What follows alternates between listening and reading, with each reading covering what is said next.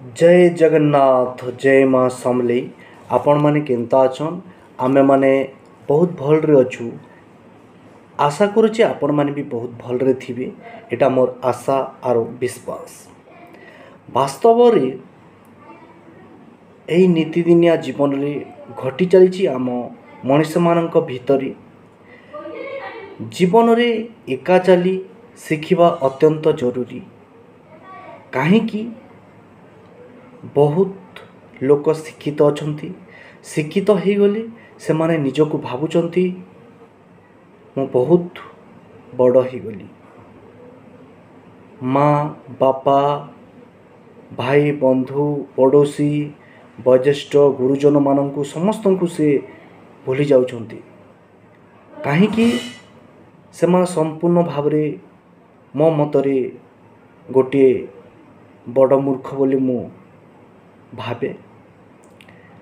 वास्तव में जी शिक्षित हुए शिक्षित व्यवहार लोक मानंकु समाज रे प्रदान करने को चेष्टा करी।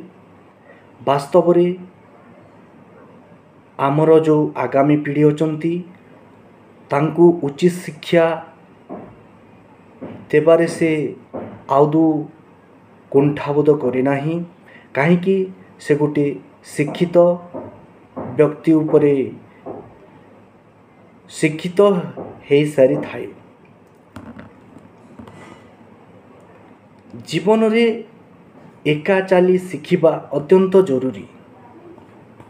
किंतु वास्तव रे आमे सब बेले अन्य जीवन प्रति निर्भरयोग्य अछु।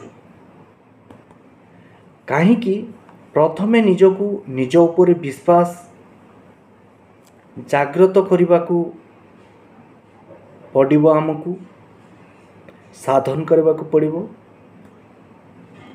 तेणु करी आमे अन्य उपरे आउ सदा सर्वदा निर्भर करने को पड़िबो नाही।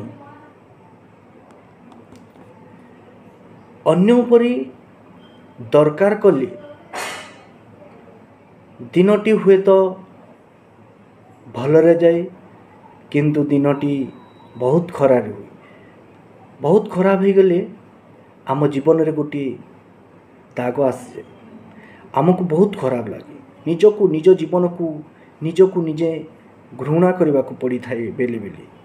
एमिति वास्तव रे आम जीवन रे घटी जाउथबो। वर्तमान आपण माने सही मुहूर्त को सही समय को आपण माने मने पकाउथिबे।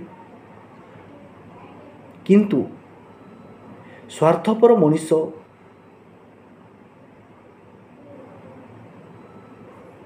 काम जेते बेले तार थिबो से आदाय करने को चेष्टा करी।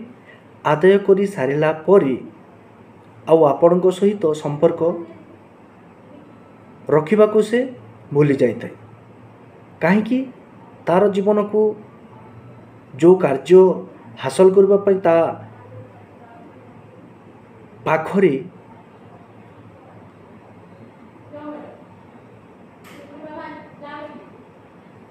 समय न थाए। ता पाखरे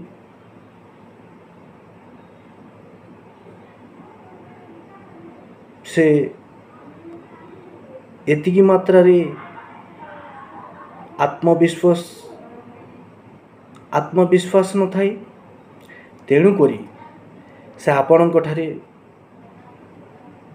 निर्भर करि थाए। स्वार्थपर मनुष्य आमे चिन्हिबा केमिति?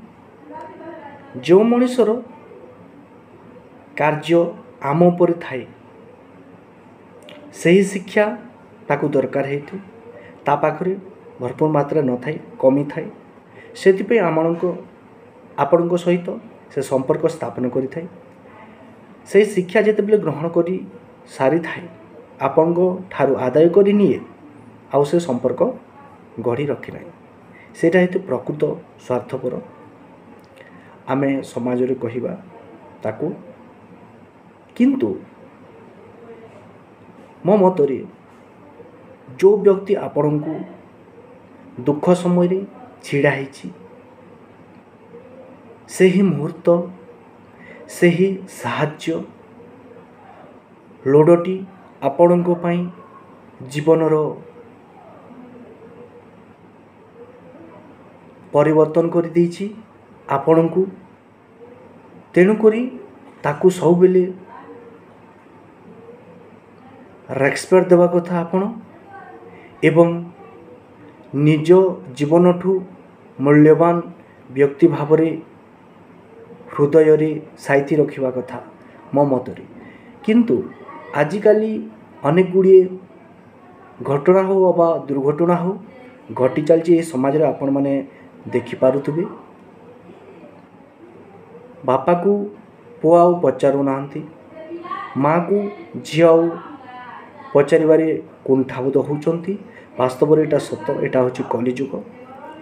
କିନ୍ତୁ କଳିଯୁଗରେ ଆମେ ଜନ୍ମ ହେଇ ବି ଆମର ମାଇଣ୍ଡସେଟ୍, ଆମର ଶିକ୍ଷା ଯେଉଁ ଗ୍ରହଣ କରୁଛୁ, ଆମେ ଠିକ୍ ଭାବରେ ଠିକ୍ ସମୟରେ ବିନିଯୋଗ କରିବା କଥା, ୟୁଟିଲାଇଜ୍ କରିବା କଥା।